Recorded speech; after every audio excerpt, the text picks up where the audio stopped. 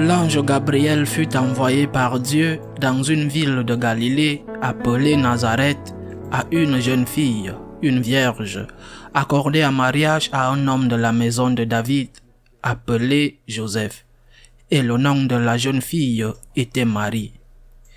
L'ange entra chez elle et dit : « Je te salue, comblée de grâce, le Seigneur est avec toi. » À cette parole, elle fut toute bouleversée et elle se demandait ce que pouvait signifier cette salutation. L'ange lui dit alors : « Sois sans crainte, Marie, car tu as trouvé grâce auprès de Dieu. Voici que tu vas concevoir et enfanter un fils.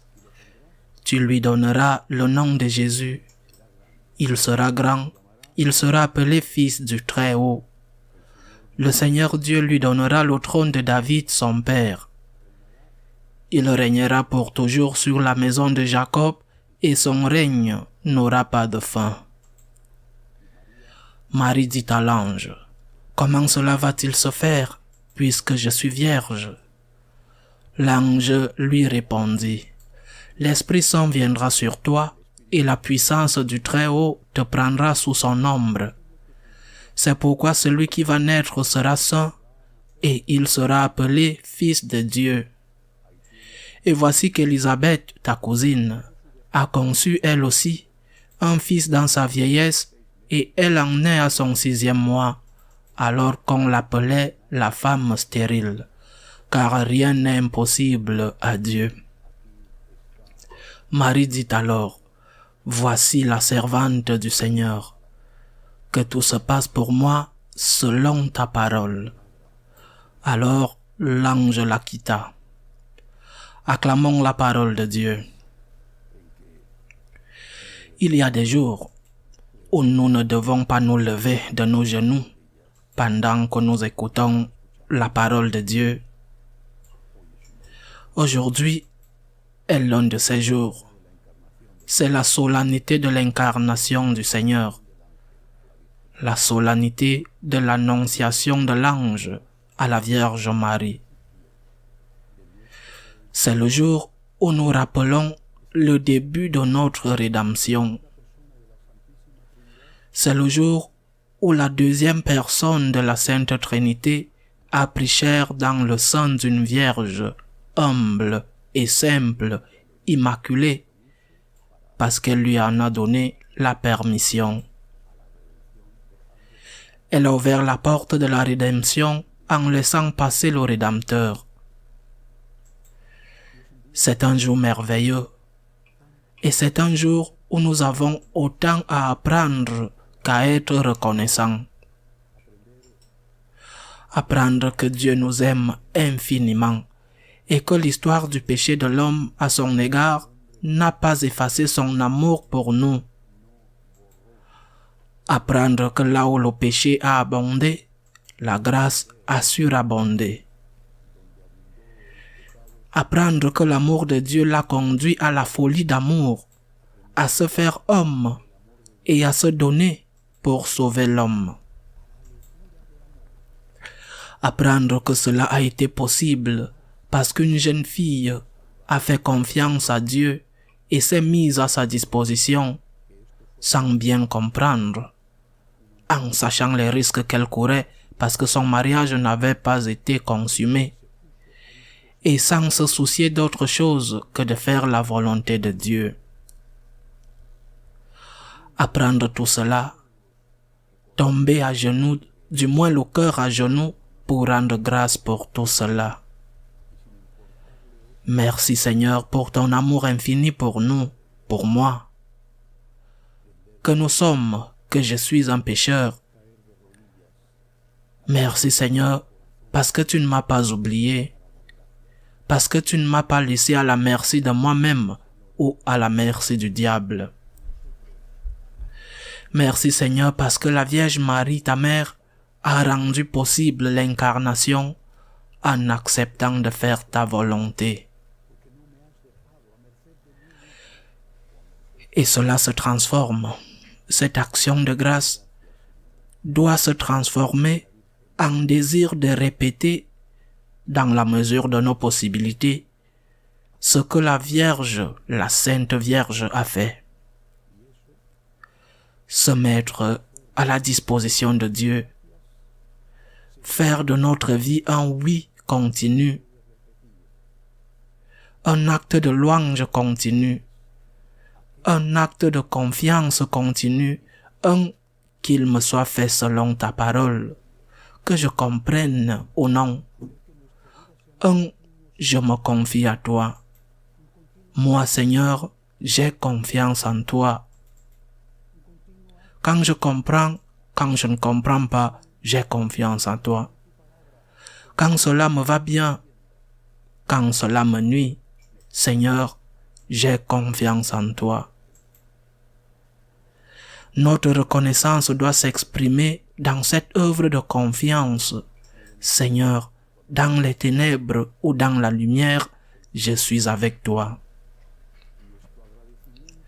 Quand ta volonté, ton commandement est bon pour moi, et quand il ne l'est pas, de la même manière, moi, Seigneur, j'ai confiance en toi, qu'il me soit fait selon ta parole.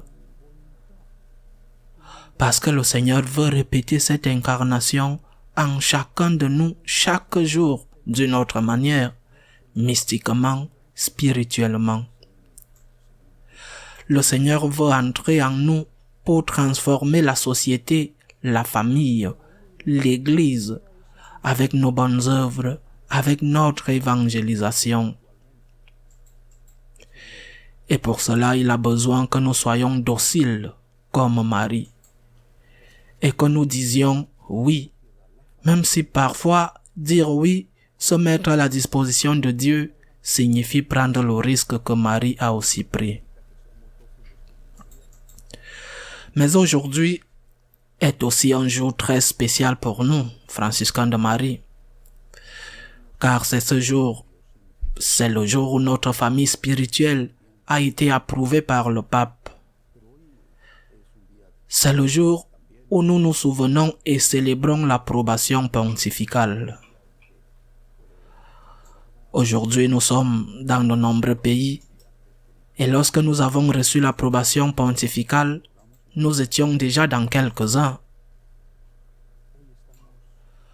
Aujourd'hui, nous sommes dans 65 pays, mais à l'époque de l'approbation, si je me souviens bien, en 2007, nous étions déjà dans une trentaine. Nous n'étions que quelques centaines de consacrés. Aujourd'hui, nous sommes presque 2000 consacrés. C'est un miracle de Dieu par l'intercession de Marie. C'est pourquoi c'est un jour où nous remercions Dieu pour tous les laïcs, les collaborateurs, les séminaristes, les postulants, les prêtres, les religieuses. C'est un jour où nous remercions le Seigneur de nous avoir donné naissance et d'avoir pris soin de nous pendant cette période. Et c'est un jour où nous renouvelons notre oui, où nous renouvelons notre disposition de faire la volonté de Dieu, d'être au service du Seigneur comme Marie, avec le style de Marie, mais aussi avec le courage de la Vierge. En ne recherchant pas les risques inutiles, mais pas en reculant devant ceux qui sont liés au service du Seigneur. Marie n'a pas pensé à elle-même, ni à sa sécurité. Elle a laissé sa sécurité entre les mains de Dieu et a pris des risques. Puissions-nous nous aussi être capables de prendre des risques pour le Christ, mettre en danger notre existence, même en tant que personne, par la perte d'honneur qui peut nous arriver, et en tant que famille, par la disparition qui peut nous arriver. Puissions-nous, comme Marie, être capables de prendre tous les risques avant de trahir le Christ. Beaucoup, très beaucoup, par la grâce de Dieu, voient nos messes, écoutent nos homélies et d'autres documents spirituels que nous postons chaque jour sur les réseaux sociaux. Aujourd'hui est un jour où je voudrais profiter de l'occasion pour inviter tous ceux qui le souhaitent à rejoindre cette famille spirituelle. Rejoindre une école de gratitude, n'importe quel jour, à n'importe quelle heure, dès lors que vous disposez de l'Internet. Et si possible, entrer dans une école de gratitude en personne, bien que cela soit toujours un peu plus compliqué. Le jour que tu veux, à l'heure que tu veux, apprendre à rendre grâce, apprendre à aimer l'amour, apprendre à défendre Jésus, apprendre à faire confiance à Dieu et recevoir aussi une formation. Cette formation dont nous avons besoin pour nous-mêmes et dont nous avons besoin pour évangéliser. Les réponses que parfois nous n'avons pas pour pouvoir répondre à tant de questions qui, bien intentionnellement ou non, nous sont parfois posées même à la maison.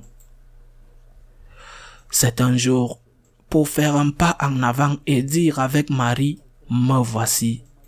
Voici la servante du Seigneur, qu'il me soit fait selon ta parole. » C'est un jour pour secouer la paresse, sortir de l'inertie, se mettre au service du Christ, se mettre au service de la Vierge, arrêter de se plaindre que tout va mal alors que nous ne faisons rien. À son imitation, travailler pour le Fils, le défendre, l'aimer et l'adorer. C'est pourquoi j'invite ceux qui veulent être reconnaissants, ceux qui veulent imiter la Vierge. Je les invite à m'écrire. Si vous disposez d'une seule heure libre par semaine, vous recevrez tout le matériel de formation et surtout la spiritualité de la gratitude qui changera votre vie. Car celui qui entend la parole et l'oublie est responsable de l'avoir oublié. Il ne suffit pas de dire que ce serait bien si le monde était différent. Nous devons dire, avec la grâce de Dieu, je dois me battre et collaborer pour que le monde soit différent. C'est ce que la Vierge a fait. C'est pourquoi il a été possible à Jésus-Christ de se faire homme. C'est la raison de notre gratitude et c'est ce que nous voulons aussi faire. Ainsi soit-il.